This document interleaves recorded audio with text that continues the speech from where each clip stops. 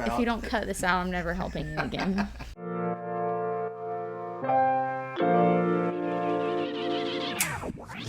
What is going on, guys? Welcome to The Reformed Reader, the channel where we review different forms of media through the lens of a Christian who is under the authority of the Scriptures. My name is Josh, and today I'm joined by a very special guest, my beautiful bride, who has joined me on a few different videos now.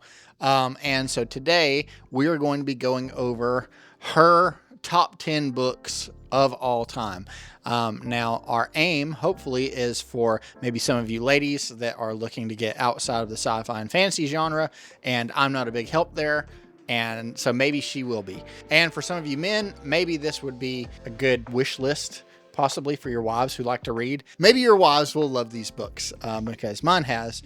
And so without any further ado, let's just go over what rules did you set up for yourself. So I have one book per author, or else it'd probably be like 3 authors total. And that's about it. That's about the only rule. So one book per author. With the exception of my number 10, but I'll explain why. Okay, so without any You're further... gonna cut a lot of that. So without... Maybe. So without any further ado, let's jump right in and go over her top 10 books of all time, starting with number 10. That's my only exception to the same author. And the reason is, I think this one is probably my favorite, but I haven't read it in several years. So I couldn't even really give like a good synopsis for it. I just remember liking it a whole lot. And unlike most of Colleen Coble's books, these are period piece. This is a series. This is book 1 of a series. It's probably my favorite, but because I haven't read it in such a long time, I also chose this one, which I read earlier this year. And it is modern. So this is Fragile Designs by Colleen Coble. It's a modern mystery. Colleen Coble is a Christian author. She writes all mysteries. They're mystery romance, but unlike most other authors that kind of write the same genre, hers is primarily mystery with some romance in it. If you really like mystery, she's a good place to start if you want clean books. The only critique I have for her, and I've told Josh this multiple times, every time I finish one of her books, is she does the red herring thing a little too much. It's like she wants you to suspect every character in the entire book. So that is my critique with her, is that she does that often. Yeah, that's my number 10. I've read probably close to 20 of her books at this point. So it is about a recent widow. Please don't embarrass me. It's about a recent widow whose husband was a cop. She's digging through some of her grandmother's antiques that were left to her and finds something pretty valuable and starts to think that that may be the reason for her husband's death. And her neighbor, who was a cop friend of her husband, ends up helping her kind of dig into that. If you're into the mystery romance, Colleen Coble's a good place to start. So that's my number 10. Okay, and number 9. One of only 2 classics on my list. To Kill a Mockingbird. This one, when did I read this? Maybe 2 or 3 years ago? Mm-hmm. I had owned it, I think, for a really long time before I read it. I don't know why, because this has been a favorite movie of mine for a long time. This one is mostly a nostalgia favorite because of the movie. I watched the movie for the first time all by myself at 2 o'clock in the morning at my aunt's house when I was probably 6. It scared me to death, but I still loved it. You've read this, right? Mm-hmm. Long time ago. So this book is pretty spot on, like same as the movie. But I just thought, I don't know, it's just something about it. It's not like an adventure or anything. It's like a good hero story. It's realistic. I don't think it's entirely a true story. I don't know. It's just a really good book. I think pretty much everybody knows, or at least has heard of this one. I don't have a lot to say about it. It's just a good read, a good classic read. Okay, so number 8. Number 8 is Shadows of Swanford Abbey by Julie Clausen. I read a book by Julie Clausen probably 10 years ago and kind of forgot about it. And then Josh has a habit of bringing me home stacks of secondhand books, and they usually stay on my shelf a while before I get around to them. And I think he had brought me another one home probably about 2 or 3 years ago. And after reading it twice, I realized I had never read any more of her books. He picked up this one, I think probably about 6 months ago. And I realized her books are very consistent and her writing style is just great. So we went to another secondhand bookstore about 2 months ago and I left with like 14 of her books. This is also mystery. Hers are all mystery period piece. Unlike Colleen Coble, they do lean a little heavier into the romance. Her mysteries are much smarter. Nothing against Colleen Coble, but these are ones, they're more, I would say more like a Poirot style mystery. I wouldn't say there are red herrings the same way that Colleen Coble does, but she does keep you guessing a lot more than a lot of the mystery novels that I've read. Where, I don't know if anybody's ever watched the show Endeavor. We really love that one. I like mystery shows in general. Monk is my favorite of all time. But Endeavor was one where Josh and we always tried to guess who the killer was at the beginning of the episode. And I'm pretty sure we were always wrong. It kind of reminds me of that in a way where you may have several suspects, but you're really not sure who it is until she reveals it. So I just think she's really smart. I think at this point I've read probably 6 or 7 of her books, and the only critique I have, and that's just preference, is that they all start kind of slow. It takes 6 to 10 chapters into the book before It's just funny because 90% of the people that watch this channel read, probably more than that, science fiction and fantasy, and like I am like 200 and something pages into my book and it hasn't really started. I would give up. So like anybody, well, this is not for them. This is further I think 6 or 7 chapters is perfectly permissible for most but you know people. Because this is the kind of book that I read, and either that or you tend to have chapter 1 of those kinds of books, because I've read some good mysteries and stuff, but it's like if chapter 1 hooks you, then the rest of it you can well, with these I'll say, like, you know how I am, I very rarely don't finish a book, but there have been a few where I've gotten 5 chapters into it and I was just plain old bored, or the writing stunk and I put it down. These, like, it's not that the writing, it's not boring and it definitely doesn't stink, but it's just nothing really happens. You aren't really hooked on it. But because I have read so many of her books at this point, I know that it's gonna get there. She's been very consistent. And I will say, out of all there's not a single author on my list that I haven't read multiple books. Probably, not less than 7 of every single author on my list. She's the most consistent out of all the authors that I read. They're all good. And it was actually hard for me to pick my favorite one of hers because of how consistent she is. But this one, it's very similar. If you watched The Haunting in Venice, it's not quite that creepy, but it kind of had that feel. It is a little bit creepy, but there's no supernatural things in these books. The characters think it is. But yeah, it's just really good. Once you get to the hook part of the book, I didn't want to go to sleep. Like, I wanted to just stay up and finish it. So definitely recommend the hook that. part of the book. Yeah. Okay. Dr. Seuss. Number 7. Josh would have picked this one for me. I guarantee it. If he would have gone in and tried to pick my top 10, he probably would have pulled this one off the shelf. So this is Dancing with Fireflies by Denise Hunter. This was, so my top 10 kind of sandwiches the cheesy rom-com ones right in the middle. I love rom-coms. They're not my favorite movies though, but I will say, like, I will watch even a cheesy movie. It doesn't matter if the formula is the same. I still love it. I think most women are probably that way. So this is kind of one of those, except maybe without the comedy part, but it is cheesy. This is about a girl that returns home after living in Chicago. She comes home pregnant, and she doesn't want to tell her family what had happened. She kind of had some horrible things happen to her, and her brother's best friend kind of helps her through so she doesn't have to embarrass herself by telling her family. It's pretty typical of this kind of book. This is one where I asked Josh if it was okay to critique. I have read, I think, pretty much every book Denise Hunter has ever put out. There's probably 30 of them at this point. I will critique that either the editor or the writer is missing something, because this book has a character. This is the second book in a series of 4 books. This book has a character who had a completely different name than he had in the previous book. And that was really confusing when I started reading. I mean, like, I will say his name is Aaron in this book. His name was Seth in the book before. It's not even close. Like, I don't know how it got missed. She maybe is not the best writer. I would say for her, she is really trying to get her books made into movies. You can tell that by the way she writes them. You can also tell, other than my classics, all of my books are considered Christian fiction. But she doesn't lean too heavily into that, which is okay. I'm totally fine with that. Like, you can be a Christian author and your characters don't have to be Christian. I do think that's hard.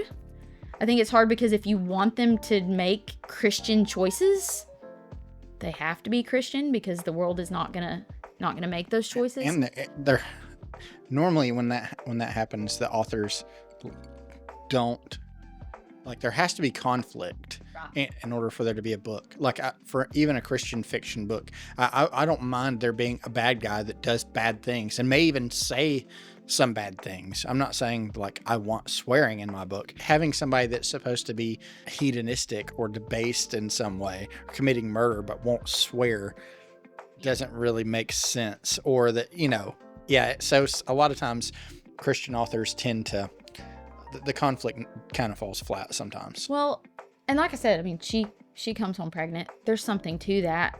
And I mean, Christian sin. I don't know. I just feel like she intentionally kind of makes them all seem somewhat lukewarm in order to amp up the drama. I don't know. It just seems like she just really wants it to be made into a movie. And I think it comes across like, well, if I put too many Christian themes in it, Hollywood won't pick it up. All that to say, I do still love this one. I've read this one probably 15 times.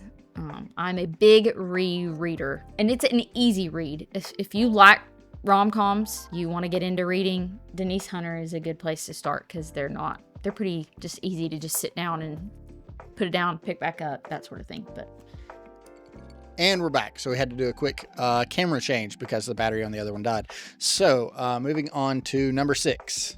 Is Beguiled by Deanne Gist and J. Mark Bertrand. Deanne Gist is an author I've been reading since high school. This one's a little interesting, or it was the first time I read it, because all of her books, the first one I read, or the first chronologically that I read, took place like colonial times. I hated that one. I'm glad it was not the first one I read, because it was brutal and stunk. As she wrote her books, they all were like moving up through history. So when I got to this one, the one before it, I believe took place maybe during the World's Fair. I'm not sure when that, I think it was the first World's Fair. I don't know what year that was. But when I got this one, just looking at the cover, I assumed it was set in the 1920s. I don't know if you can see it, but it looks like it's set in the 1920s to me. So I started reading it thinking it was set in the 1920s, and then all of a sudden she talked about a TV, and it's completely modern. So it was a little weird. This is also a mystery romance. It is set in Charleston. It's about a dog walker and a string of crimes that happen to take place in her wealthy clients' homes. And so she is a suspect, a reporter trying to figure things out, but also falling for her because it's a romance. So this one's really good. Kind of creepy once you get to the end. This is one of my favorites. Definitely my favorite that she wrote, but I've read this one multiple times, so recommend this one as well for anybody just getting into the genre. It's not a difficult read. Definitely not very long. So yeah, that's my number 6. Okay, so number 5. Sweet on You by Becky Wade. It is probably the rom-commiest of all of mine on my list. It is about a girl who owns a chocolate shop, and her best friend, who is a writer, who has been in love with her for a really long time, and she's kept him in the friend zone. Also has a mystery in it, but I would not put this in the same category as the Angist or the Coble or the Clausen. It's not a mystery book with some romance. It is a romance book with some mystery. It would make a really good movie.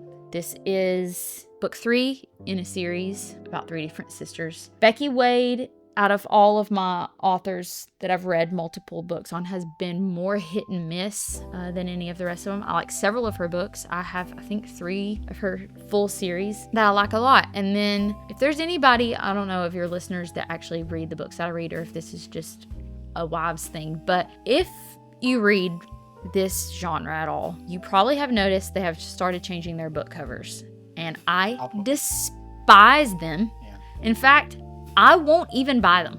If they do their covers like that, I don't buy them. It just completely turns me off to it. They've started doing the cartoony look. I hate it. And so right before she started doing that, the last series she had, I just was not, I don't know. I didn't finish the series, and that's rare for me. Just didn't care for the characters, didn't care for the story. But then she started doing those covers, and I haven't bought a single one of her books since. I don't know. I just feel like they're selling out. Because that's what all the mainstream romance novels are doing now, and I don't like it. So if you're an author listening to this, please stop doing covers like that. I hate them. But this book is good. Okay, so number 4. My top 4 they were really hard to narrow down. The Fairest Heart by Karen. I don't know how to say her last name. Whitmire. This book is one of my favorite books of all time. I do think she's also very consistent. I have most of her books. I think other than the ones that haven't come out, I'm only missing one of her books. They're all set in Texas. I believe they're all set like post-Civil War. This series I bought. I just saw that she had a new book out, and I knew that I liked her, so I ordered the book and did not. I don't. When I like the author, I usually don't even pay attention to the cover. I really, if you watch the other video of us, guessing our book covers, I most of the time don't even know what my books are called. I do judge them by the cover. Josh does too. He can usually pick one up and know that I would like it by the way it looks. I usually don't know what they're called, so I didn't pay any attention to that. Just bought her new book and got about 5 chapters into it and realized I was reading Snow White. I would have known that if I would have paid any attention to the cover at all. As soon as I realized that it was Snow White, I kind of had a feeling of dread because I thought it was going to be really cheesy. And it wasn't. She did such a good job making it seem like real life and not adding any like fantasy elements to it, but still staying true to the story. As soon as I finished this, I said, I really hope she has more of these. And I got on, she already had 2 more out. I immediately ordered them. She actually has 4 currently out. So there's 3 in this series. This is Snow White. There is a Cinderella, and the 3rd one is actually Sleeping Beauty combined with Red Riding Hood. Which worked somehow. And then I think she must have changed publishers or something happened, because she did release a Beauty and the Beast, but it was not part of the series. It was like she started a new series. So there's supposed to be 2 more. I don't know what they're going to be. So far, she's released them in the same order that Disney did, but she skipped The Little Mermaid for obvious reasons. So I don't really know what she'll choose next. But I don't know if I said this, but they're all set in Texas. So they all have kind of Western themes. But this kind of got me into retellings. So I have books saved. Someone had recommended to me some Jane Austen modern retellings that I'm excited to get a hold of. But this is fantastic. Like, I would recommend starting on this one. If you've never even like read as an adult before, I think this would get you hooked. It's really good. Okay, so number 3, we do not have a physical copy of, so I will put it right here. And it is? It is A Noble Masquerade, and is by Christine Hunter. It is currently being loaned out to my grandmother. That's why I don't have it. That book, she is the smartest writer of my modern authors on my list. You can tell, so it is set in England. So it is set, I think it's just post Napoleonic War, but you can tell, I've read lots of period piece novels around that same time, and you can tell like the author just kind of looked up landmarks, looked up things that were common around that time to make it seem realistic. But Christine Hunter doesn't do that, or at least it doesn't seem like she does that. It seems like she just really knows her stuff. Like, I actually think she relocated. She's American, but I think she relocated to London. Pretty sure she lives there and just does extensive research because it seemed like she was there. It is book 1 in a series of 4 books. The reason why I think it's so brilliant is because the second book in this series is set during the exact same timeline as the first book, but it's from a different perspective. It's from the sister's perspective. And I thought she did it so brilliantly because in the first book, the sister is almost detestable. Like, I didn't like her character at all. My mom recently read it. She said the same thing. She wasn't looking forward to book 2 because she didn't like the sister. But when you get into the sister's point of view, you see her completely differently. And I just thought it was written really well. But a Duke's sister who doesn't really she doesn't really like the rules of society. She kind of does it begrudgingly. It just doesn't fit her personality. I guess the male lead is a long lost Duke that a lot of people, most of society, thought was dead, but he was actually undercover during the war. So it's really interesting. Okay, and we're down to our final 2. So book number 2 is going to be... If you can't tell, that book is well worn. I've had that book for 20 years and have probably read it twice as many times. This was the book that got me into reading, really, period. I read a lot as a kid, but mostly it was my dad making me read. And I didn't really know that I loved to read until I got my hands on this. I think I was around 12 or 13 when I bought this one, and I have been addicted to reading ever since. It is set during Victorian England. This character, her name is Sunny, and she was lost to her family, presumed dead as a baby during a trip to the Middle East. When they discover she's alive, they send their family friend, who is a ship captain, to go get her and bring her back home, and it is about her readjusting to life in England and her noble family, and about the mystery on why she was kept, or why her being alive was kept secret, and why her adoptive family decided to send her back. It's just great. I love it.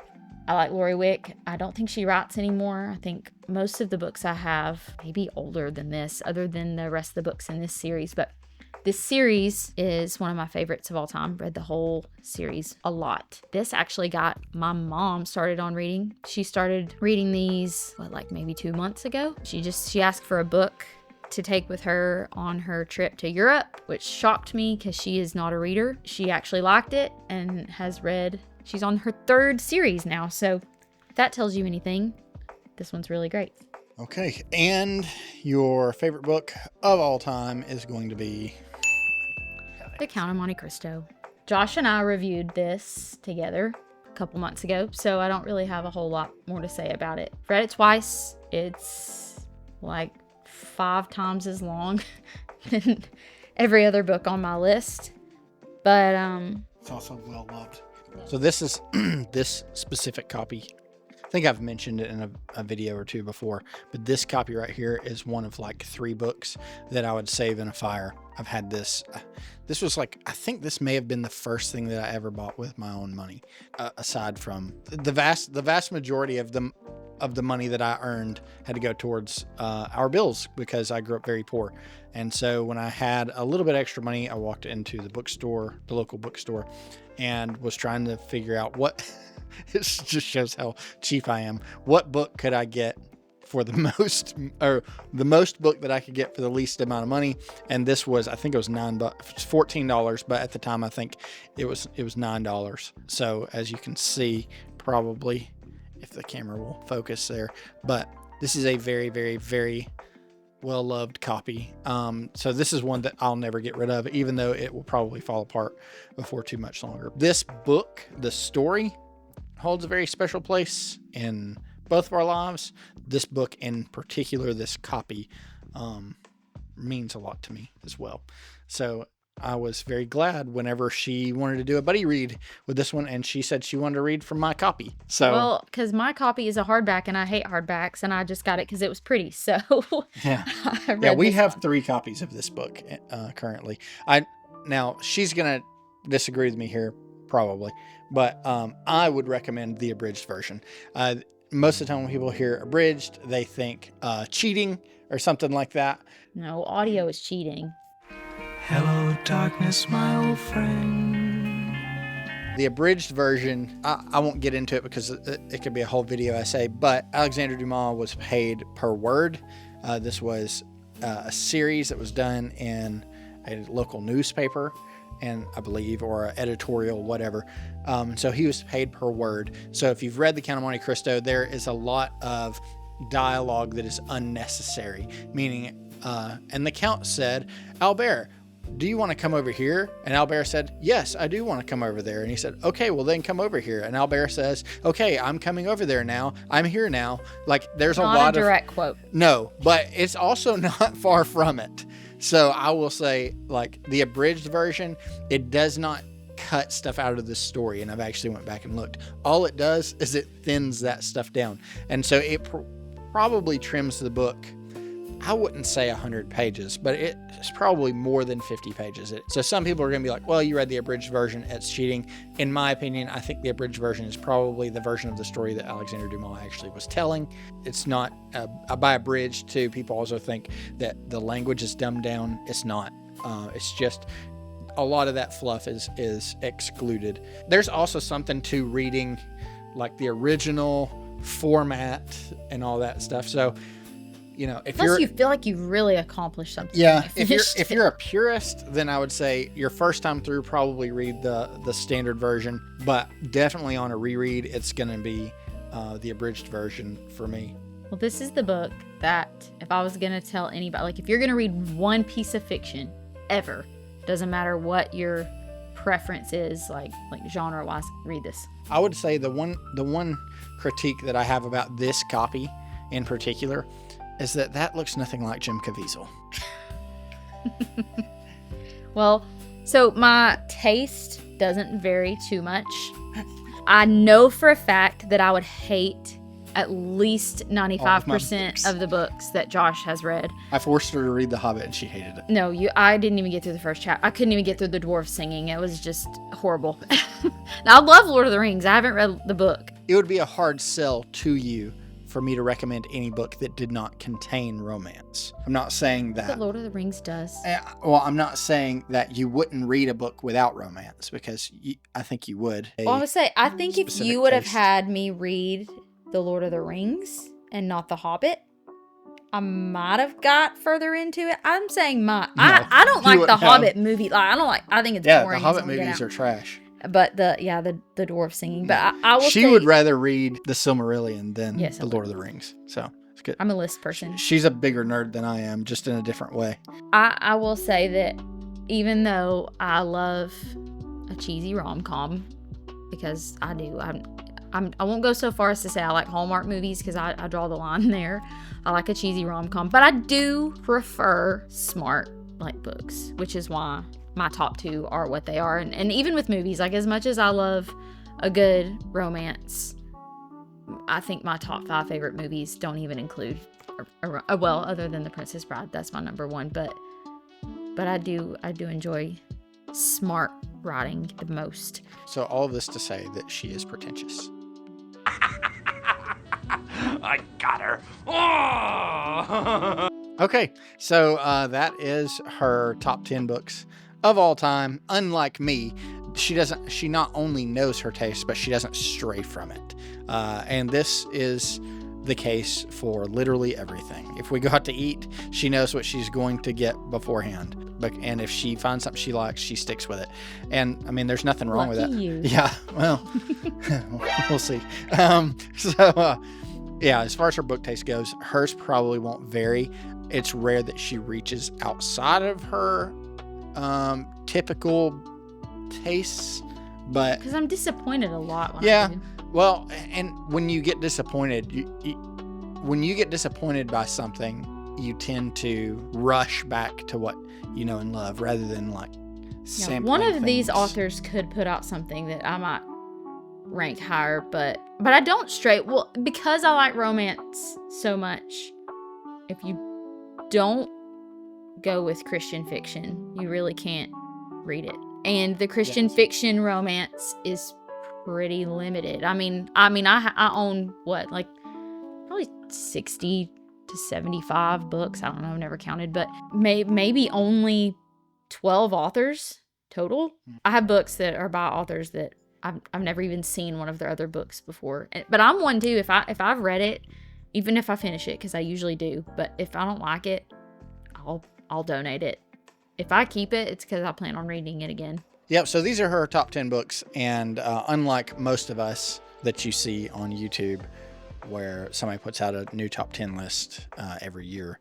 And sometimes it's warranted, sometimes people read 100 and something books a year. Those people, maybe they'll see a shift. And I see variations from time to time. Like this year, there's been books that have like just usurped almost all other books with a few exceptions. So, I mean, my top 10 list may change, but I really doubt yours will. Yours is much more concrete than mine, I would say, and not for better or worse, just tastes are different. I guess I'll say if someone was going to buy any book out of these, which would it be? Probably Fairest of Heart. That's the Snow White. Yeah. That's this one.